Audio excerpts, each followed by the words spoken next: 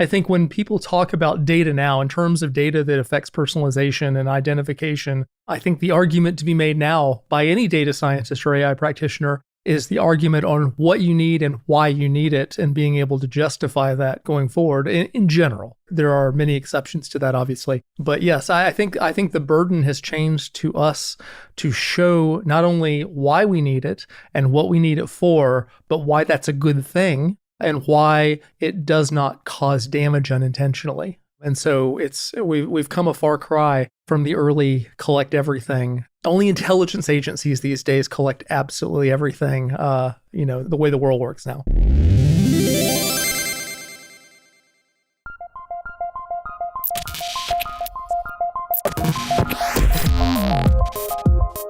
Welcome to Practical AI, a weekly podcast making artificial intelligence practical, productive, and accessible to everyone. Subscribe now if you haven't already. Head to practicalai.fm for all the ways.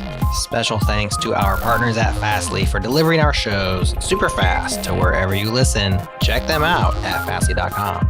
And to our friends at fly.io. We deploy our app servers close to our users, and you can too. Learn more at fly.io.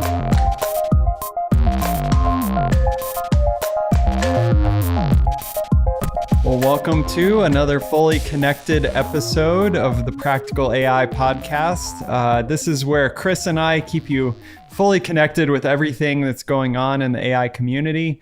We'll discuss some recent AI issues or news and dig into some learning resources to help you level up your machine learning game. I'm Daniel Whitenack. I'm a data scientist with SIL International, and I'm joined, as always, by my co-host, Chris Benson, who is a tech strategist with Lockheed Martin. How you doing, Chris? Doing very well, Daniel. It's a good day. I'm looking forward to having a fun conversation with you. Hope our listeners are too. Yeah. Have you been flying much recently? For listeners, Chris is a pilot. Have you been up in the air very much? I did. We took a vacation with my daughter a little while back and did a lot of flying for that. And then ironically that you asked this tonight, pilots have to do what's called currency flying to keep your night rating going every 3 months. Tonight is the night. So I'm going to go fly tonight after a little while after dark and do some night landings. Always enjoy those. The lights are beautiful. Well, in terms of some of the things that I'd like to discuss today, this might seem like a random question, but I think it's relevant. So I know you're doing these certifications and other things, and you've got to keep things up. If you were told that the FAA or whoever, they wanted to have a camera mounted in your plane and monitor all of your whatever is going on in the cockpit during each of your flights to judge whether you were a good pilot or not, and there would be constant monitoring of you, maybe an AI model identifying certain things you did wrong or something, how would that make you feel? Oh, not good at all. Not good at all. I mean, aside from all of the moments where maybe I take liberties that the FAA wouldn't go for, just in general, every bad landing noticed, that kind of thing. Right. Oh boy, yeah, that doesn't appeal to me at all. It would feel like a fairly substantial invasion of my privacy. Yeah, but I think one could argue that if you wanted to know and certify only pilots that did the right things a certain percentage of time or something, I guess there's a sort of, in that case, there's maybe a balance between, hey, on one side, I'm going to make an argument about some type of safety over privacy or accuracy over privacy or something like that. And on the other end, of course, it's a natural, maybe in what most people would consider in this sort of hyperbolic situation, most people would consider an invasion of privacy. Yeah, I think there's a balance to be struck there, certainly. I mean, when you raise public safety, that's a legitimate concern. But I know that it is a topic that, in the use case that you brought up, pilots do talk about that because with current technologies, the oversight is becoming increasing for pilots. And I think that that's very important when like if you were an airline pilot and you have passengers in the back, that's super important. For me, I worry about Do I really need that level of oversight if I'm doing the mountain flying that I do? I tend to do low mountain flying in lower areas. But if I were to pass a hiker on a ridgetop without realizing they were there, technically I would be breaking a regulation and I could get in trouble. And frankly, I think that might be like a step too far. So I think the privacy concerns are something we need to figure our way through. I'm guessing that there's an AI angle going on this one. Yeah, I think that I bring up this topic and in these episodes that it's just you and I, of course, we get a chance to discuss some of the things on our mind. And this has been one of the things on my mind recently, not so much the cameras in the cockpit sort of scenario, because I'm not a pilot, but general sort of privacy concerns and thinking about, even for my own team, like what are the balances that we need to strike and where are the privacy concerns within our own workflows in terms of making sure that we're comfortable and responsible with the ways in which we're handling data, the data that we're feeding into our models, the types of data that we're storing in certain places, and that sort of thing has definitely been on our mind recently. I don't know.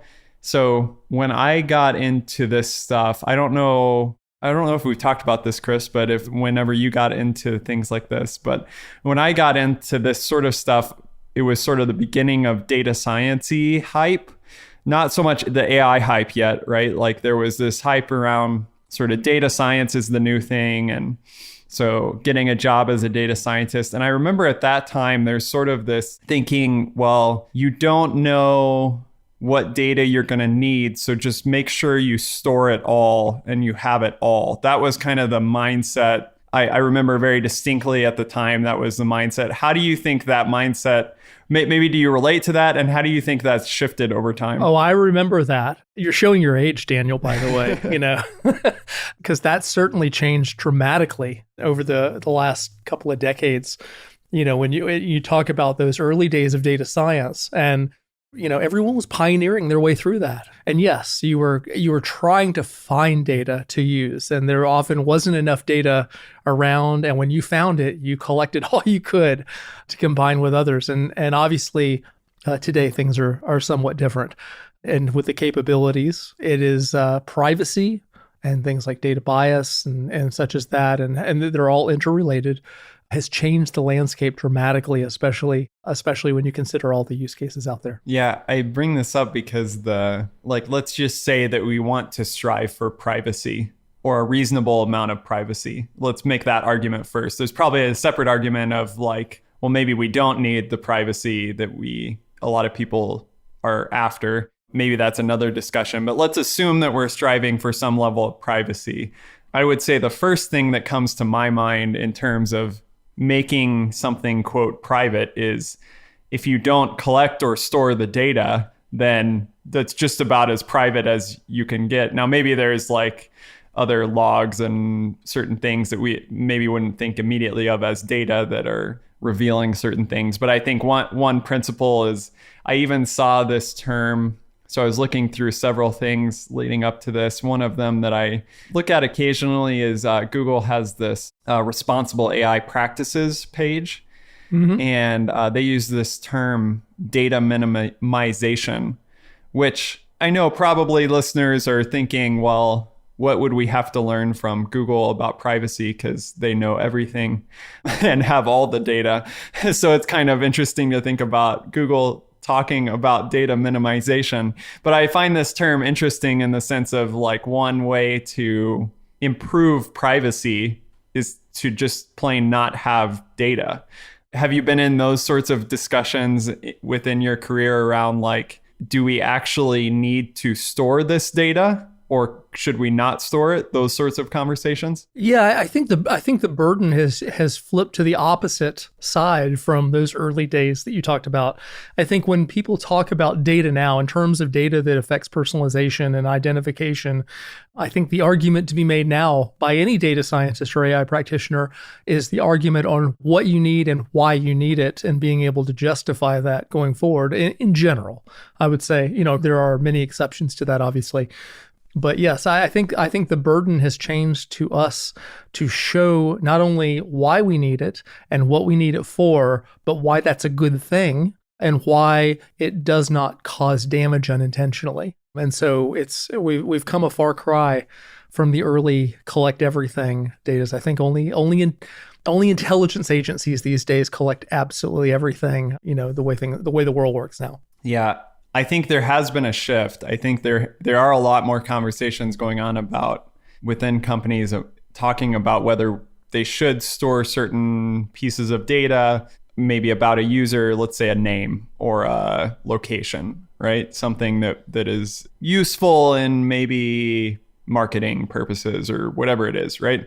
Do we really need to store that to do our marketing the way that we want to do our marketing? That's like a question that comes up probably. And it comes up, I think, in relation to like Facebook and others have, or Meta or whatever I should refer to them as. They've changed their APIs and other things to where you don't get some of that data in many scenarios. So maybe some of that is just we don't even get it anymore. But I think that as much as I love Hugging Face and the Hugging Face Hub and that community, I think there is this sort of shift with the recent more AI related hype around like, what are all the AI data sets we can create, right? And there's definitely bias concerns that have come up with that. I think there's probably privacy concerns as well, though.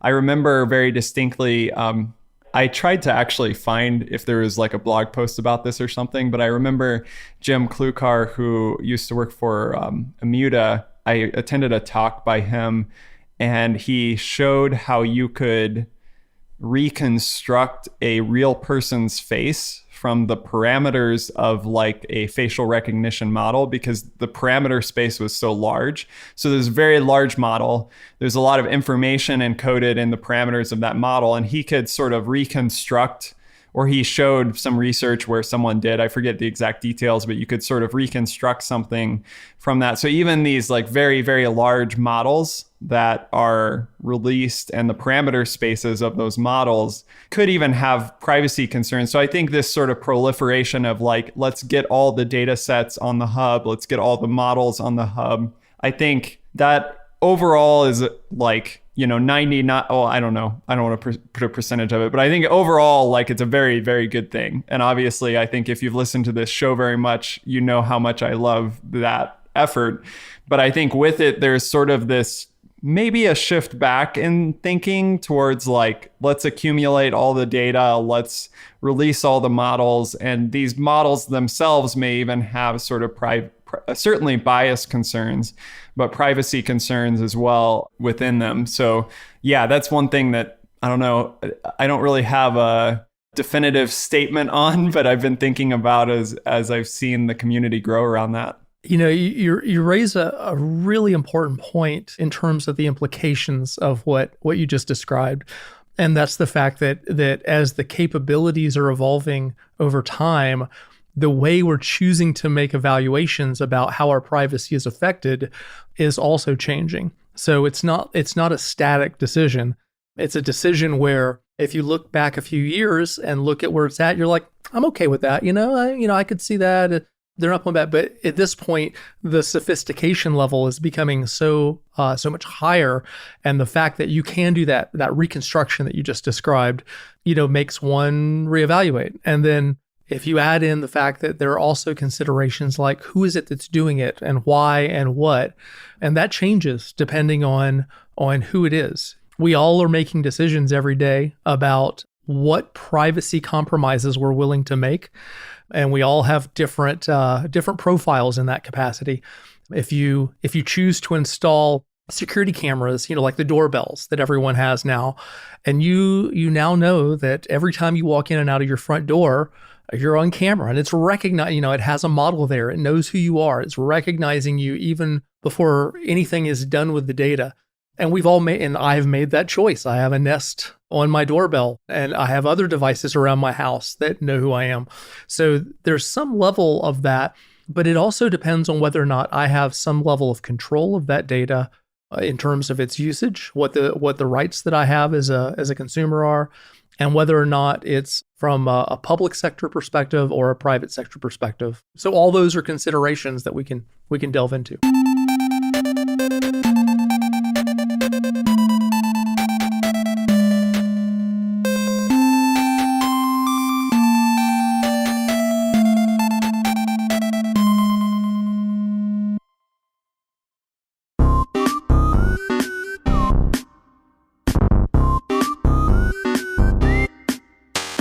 Chris, the first term that I had run across that I wanted to bring up was that term data minimization, which is, maybe you do need data to do something, maybe you don't. That's one consideration with privacy. Is certainly the easiest way to deal with the privacy concern is to not have the data. I think, though, many cases either we step into a project and data exists already and is maybe stored within our organization, or we have some data set that we're interested in working with that maybe we don't know what the sort of identifying information within that data set is, or the privacy concerns with it. The next term that I ran across as I was sort of probing this space was data de-identification. I was reading a blog from, again, Amuta, which I think we've had Amuta on the show before here, and they've, of course, done a lot of thinking in this space. But they have a nice blog post, which we can link in the show notes, about data de-identification, and they talk about various sort of pieces of data that you might want to de-identify within data sets. I think for practicality's purposes, I'll just mention a few of those since this is practical AI. So they have a long list that I won't read all of them, but they talk about names, dates, telephone numbers. Those are probably ones that would be immediately assumed.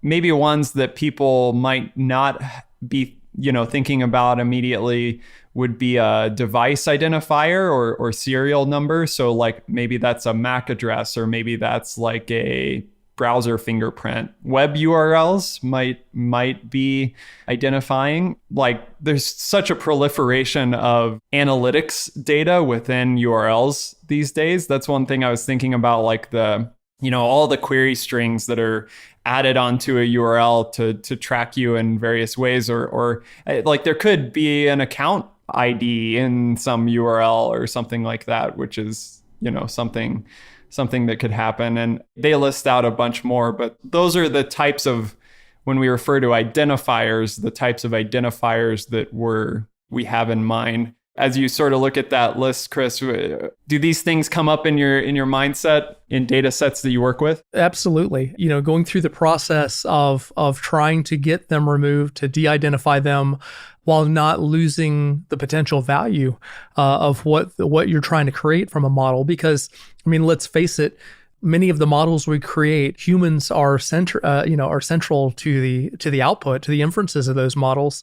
And so if you're going to deal with humans, you're going to be dealing with these identifying traits. But if you take out too much, sometimes you run the risk of the model not being able to be productive, even for the best use. So it's a bit of a challenge for the data scientist of today to try to there's this balance of a bunch of hard things that we need to go accomplish from an ethical standpoint, and we do the best we can with the tooling available. Yeah, I also think that the person giving you their data needs to have agency to give you their data, right?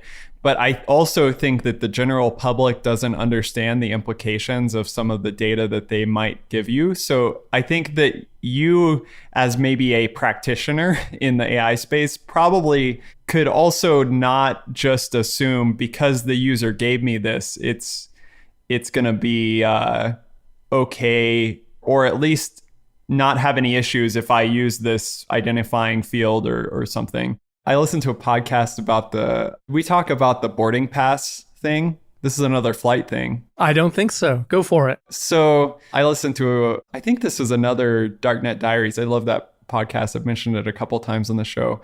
But what had happened was, people, they go on a trip, right? And they like post a picture of their boarding pass on Instagram or something, right? Like, I'm going on my vacation, look at my boarding pass or whatever. It's very common, hashtag boarding pass.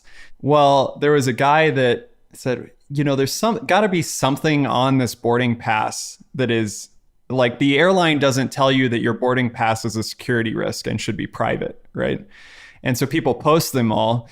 But what this guy learned was that the booking ID, so it was like a Qantas flight, right? And he saw the booking ID was on the boarding pass. And what's interesting is that he found, I think it was the Australian Prime Minister, posted a picture of one of his boarding passes somewhere he was going. So he took the booking ID from the Australian Prime Minister, took it to the Qantas website, and turns out all you needed was the booking ID and a bit of personal information like your name, where you were from, which is obviously all public record for a prime minister. And he just logged right into Qantas as the Prime Minister of Australia. Of course, at that point, the flight had already happened. But then he was like, well, I wonder what else is here. And then he just did page view source on the logged in Qantas site.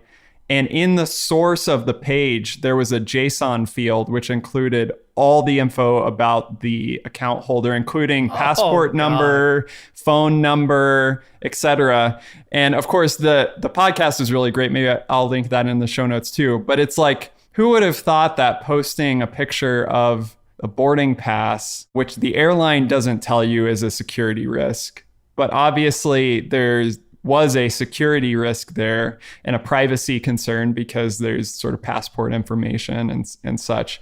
But people, sometimes the companies don't even understand how people might put this data together, which I guess influences like maybe the scope of the concern here and how you really want to consider both data minimization and data de-identification, at least in many cases. Yeah, you really raised the point about the burden being on us as the data scientists of goodwill and good ethics, because the general public doesn't understand a lot of these things. I mean, any of these documents, the whole purpose of a boarding pass is to identify you as the rightful user of that airline seat, and to give you the to admit you to the plane and such. So by definition, it's an ID thing, and anything that serves an identification purpose should be treated pretty carefully. It's hard to do today for the public, not only in the context of how data can be used in an AI context, but just in the broader world. There's so many opportunities for data leakage that affects us in that personal way. I have gotten probably more insight into that than most people because of two things. A, I'm in this world that we're talking about, AI, ML, and data science, but I'm also in the defense industry, and we go through classes about how to protect yourself for obvious reasons, with nefarious folks out there. And so there's so many opportunities. So it really does raise the need for the data science and the AI ML community kind of step up to meet those needs, because you can abuse it and you can use it. You can get away with what you want to get away with probably in many cases, but that hurts us all in the long run. It causes harm not only to others, but to ourselves in this industry. So definitely something to be thinking about in every possible part of your life that has any form of identification associated. Yeah, there's a big concern here, but there is a lot of good thinking and tooling around this sort of de-identification side of things as well. In the Amuda article, they talk about, okay, well, if we assume that, as you mentioned, us as practitioners want to be responsible with the data that we're processing and the way that we're handling it. One scenario, let's say that we didn't do or didn't do data minimization, right? We have data, we need to use it for a specific purpose, but we also are maybe concerned, maybe it's text fields, and we're concerned that there's names or phone numbers, these sorts of things, account numbers. Maybe it's individual structured data, but maybe it's just raw data and we don't exactly know. There are de-identifying methods out there. So of course, this is a lot easier probably in the language space, if you're using English, for an example, you have an advantage because you could, for example, take a named entity recognition model and figure out where the names are and replace the names with pseudonyms, right? So like for your AI model, it probably doesn't even care what the name is, right? As long as it's a name.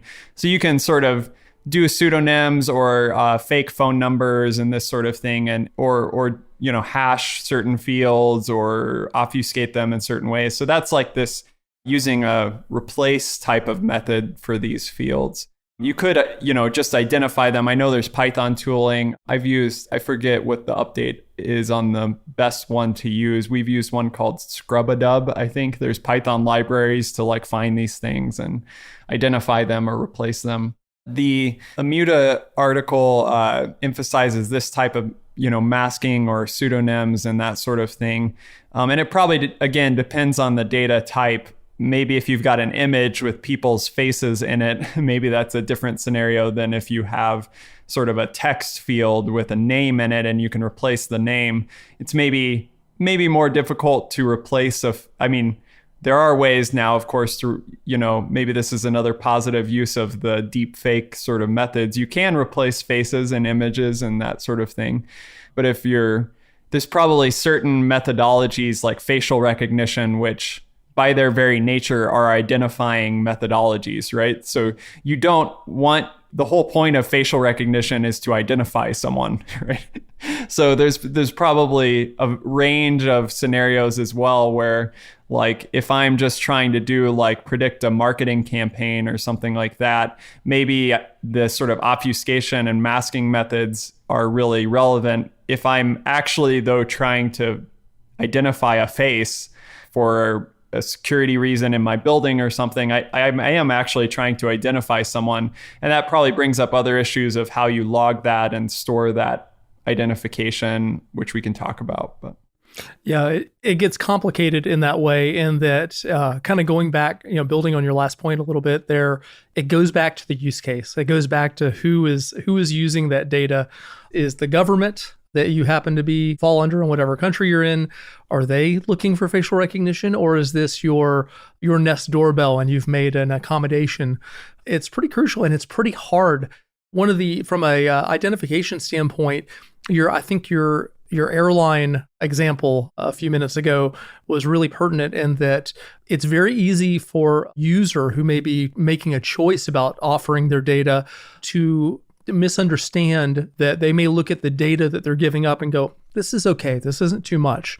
But if the model creator is combining that data that they've chosen to give up with other data, a lot of privacy can be compromised by combining different data types together that may not be part of that initial thing. It may be something that you already have available or from another source. So it gets challenging.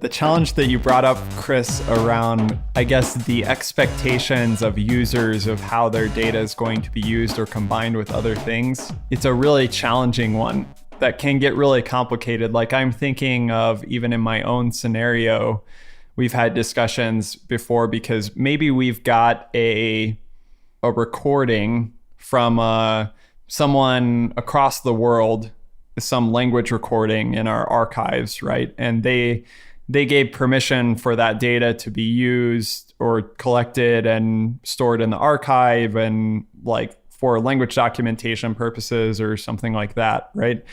Maybe we no longer have access to that person, right? So we can't get their explicit permission to use that in any other way, even though we know, well, this would be useful to add to an AI data set, right? So we're talking about that all the time internally in our team, is when the data was collected, that's a very crucial time to, help the company express to the user how their data is going to be used and have the user understand and, have agency over that. But also that brings up the additional point that yeah, you could give them a long list with a terms and conditions thing that no one's going to read, right? Is that really giving them control over how their data is being used? Because for any reasonable person, you could assume that they're not going to read through all that, right? Everyone will assume they're not going to read it, but the lawyers involved, of course. But the lawyers, yeah. The lawyers are assuming they've read every word. I mean, you raise a great point. I confess I probably shouldn't do it in such a public way, but I have agreed to many terms and conditions where I have not read the full verbiage. There might have been more than a few where I didn't read any of the verbiage. And so we are often making these choices of convenience that may have some fairly long-term repercussions, as you're pointing out. The other kind of major category within the data de-identification that Immuta brings up, and actually the many other places do as well, I think, including that Google responsible AI practices, is something having to do with randomization and differential privacy. So a case of this that we've been talking about internally is if we have a device in the field, right, and we're gathering either text, audio, video, one choice for us would be to send all of that audio back to a central location, store it in S3, and do a bunch of things with that, right? That's probably the worst case scenario, because now we've got just recordings of audio from some random place, and maybe people don't know. Hopefully they knew that they were getting recorded, but and understood what was happening. But still, that's a very hard situation, because you actually got the raw data and it's sent to a central location. I think one thing in that scenario that is a best practice is if you can do any of that processing at the edge, if you can push your models out to the edge, and let's say I'm doing transcription of the audio, and then I'm detecting like something about what is said in the audio. Maybe I don't even want to send the transcript back. I just want to send metadata back about like, hey, I did a transcription. And I'm not sending the audio, I'm not sending the transcription. And of course, that's a much better scenario, because the audio is staying on the device. The model was run at the edge, and the only thing you're sending back is metadata. Of course, that's still probably a tricky situation, because you're knowing maybe something was said at a certain time at a location from a device, which brings up this randomization piece, right? So the other thing you can do is take those messages that you would send back to the central location and randomize their timestamps or their ordering or that sort of thing, to where, for example, if someone said something that had political implications at a certain time at a location, whoever had access to that central source of data, they couldn't really tie it back to a central or a certain location at a certain time and maybe identify the person that said that and persecute them for saying that. So this sort of randomization comes, and it can be taken as far as this idea of differential privacy, which offers a mathematical guarantee around sort of privacy and the masking of direct identifiers. And that's come up also with federated learning. So I think the edge computing side of this comes in, and actually to a lot of benefit to the privacy situation. If you're able to do things at the edge, and the things that you're communicating over a network are randomized in some way, there's some guarantee around privacy, and maybe you're just communicating metadata and not the raw data that stays at the edge. So that, of course, makes infrastructure a lot harder to deal with, but it's overall a better situation. As you were saying that, I'm struck with the fact that it takes a good actor to be willing to do these things. By way of example, so many of the laws that we have, and both here in the United States and in other countries, are not sufficient to kind of enforce these things that we're talking about here in this episode as good practices and as ethical practices. I know that here where I'm at physically in the state of Georgia, I can record a phone call legally, and only one party of the phone call has to know it's being recorded, and that's me as the recorder. So I can record a phone call without the other person having any knowledge that that call is being recorded. And that data is data that I have available to me. It has their voice. Who knows what they say on the call. Kind of going back to your point about political comments, whatever, and how I use that data. What I'm getting at is, as we kind of build this ethical framework as good actors in the data science community, we really need to find ways of having these techniques kind of acknowledged beyond our community, and be able to be integrated in as best practices in a legal framework to help enforce it. Because I know I'm not going to do anything nefarious, and I know you're not going to do anything nefarious, but there are a few people out there that might do something that is nefarious, and it raises a fairly challenging kind of enforcement or compliance concern. in terms of implementing these techniques that are going to be necessary for us to be responsible with this data going forward. Yeah, and I think that as a person that builds like tools that maybe various clients will use, one thing, like if you're in that situation, like if you're creating software products that might be used by a variety of organizations, I think it's your sort of duty to take into account how you can ensure that your software product isn't going to be used for malicious purposes, rather than assuming or writing in a terms and conditions or a licensing agreement that you agree not to do this.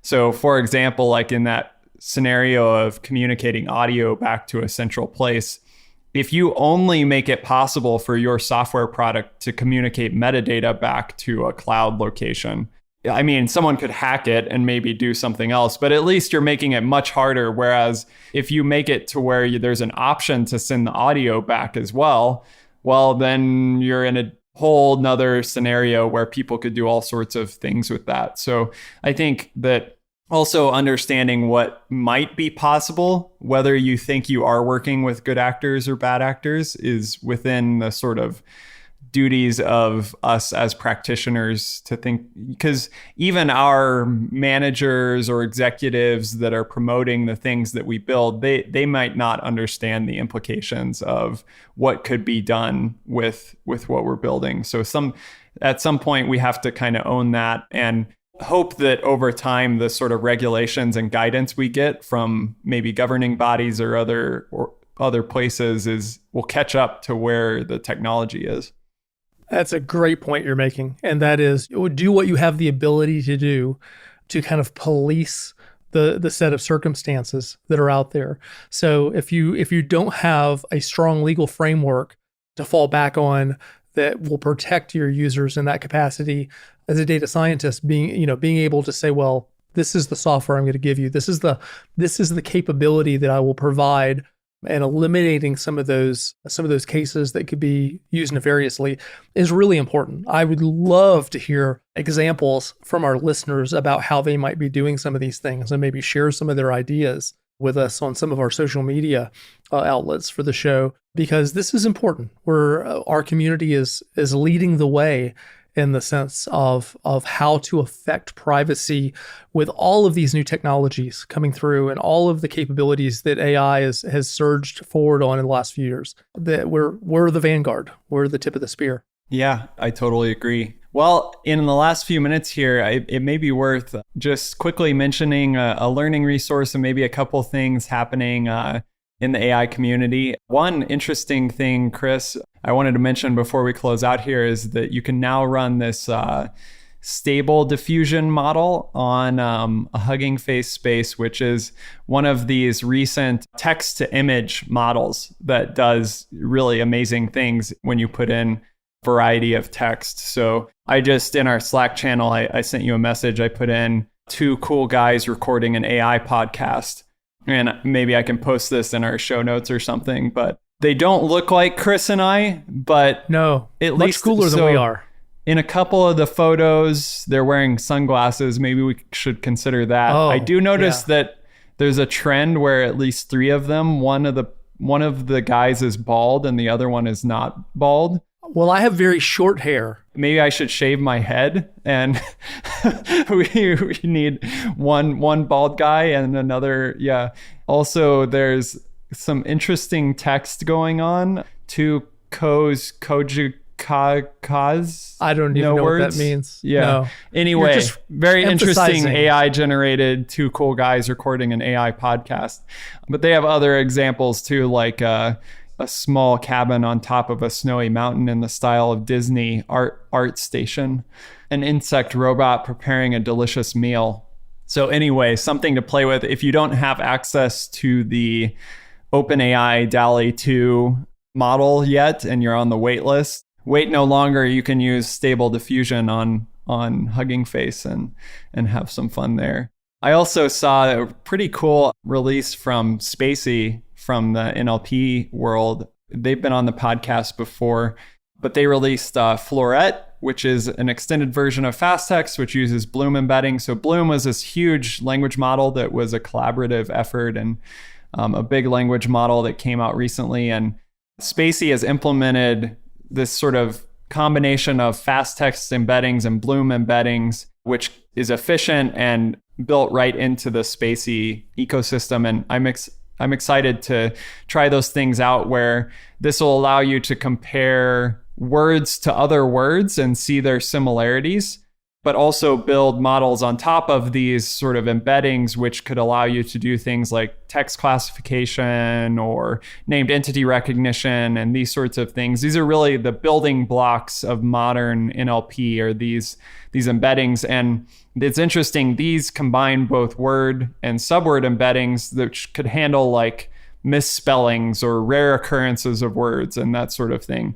So really cool effort from Spacey to make this sort of cutting edge NLP building block really an easy to use piece of their really user-friendly packaging. So really cool to see that. The last thing that I saw, which is more of a learning resource, is I see there's an upcoming Intel workshop on FPGAs, which seems pretty interesting to me. I'll link that in the show notes. I don't know anything about FPGAs, but I hear them mentioned occasionally, and so maybe I'll join the workshop and find out some more. Sounds good. It looks interesting, and I will say, without jumping into detail, there's a lot of really cool things happening in that space with hardware and processors and single board computers right now, and so a lot of new AI capabilities are coming out by various companies. So yeah, I would imagine this workshop is a pretty cool place to go. Cool. Well, thanks, Chris. It's been a fun discussion. Let's think more about our privacy, and I promise I won't install a camera in the cockpit of your plane. Thank goodness. Oh boy. Thanks, Daniel. On that note. All right. See you, Chris. Talk to you later.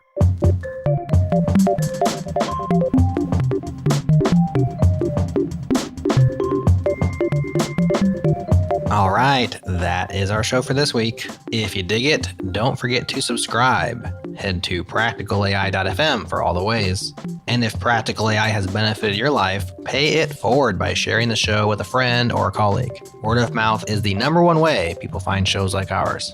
Thanks again to Fastly for fronting our static assets, to Fly.io for backing our dynamic requests, to Breakmaster Cylinder for the beats, and to you for listening. We appreciate you. That's all for now. We'll talk to you again on the next one.